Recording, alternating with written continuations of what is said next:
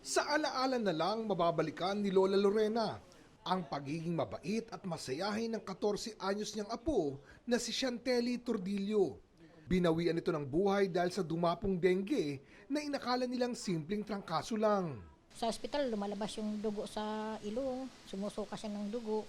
Kung nagapan sana namin, gagaling siya. Kasi gagawin namin lahat para gumaling siya eh. Pero hindi namin alam na ganun. Dahil ikalawa na sa mga nasawi sa dengue sa Barangay Addition Hill sa Mandaluyong, bukod pa sa mahigit 40 dinapuan ng sakit doon nitong Enero, maglulunsad ang barangay ng programang May Piso sa Mosquito. Ang gagawin po ng ating mga residente para may involvement mo sila ay hindi magdadala lang po sila sa amin dito ng kahit buhay, patay, or even kitikiti na papalitan namin at least 5 pieces of lamok in exchange of 1 peso.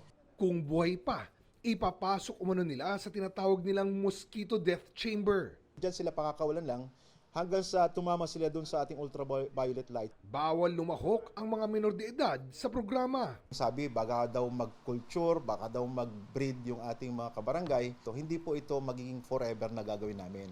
Tutulong lang po, isa lang po ito sa alternatibo para mapababa yung kaso namin. Sa San Juan, mayat mayang misting ang panlaban sa dengue. Habang sa Barangay Old Balara sa Quezon City, pinag-aaralan kung gagawin ulit ang pagpapakawala ng mga palaka na naging pangontra dengue nila nitong mga nagdaang taon. Mostly lahat yan nilagay namin sa mga kanal, malaking tulong din na yung mga kinakain yan is mga yun nga, yung mga langaw, mga eggs, mga lamok. Kaya sa tingin namin na talagang nakatulong. Nabawasan ba yung kaso ng dengue? Yes po, almost 50% na-reduce yung cases ng dengue. Sa ngayon, nakatuon muna sila sa paglilinis lalo na sa mga pwedeng bahayan ng lamok. Lalo't may dengue outbreak na sa Quezon City kung saan di bababa sa 10 ang patay sa dengue. Maging sa Lapu-Lapu City, sa Cebu, nasa 175 na ang mga naitalang kaso ng dengue. Sabi ng DOH, inaasahang 8 pang lugar ang idedeklarang may dengue outbreak.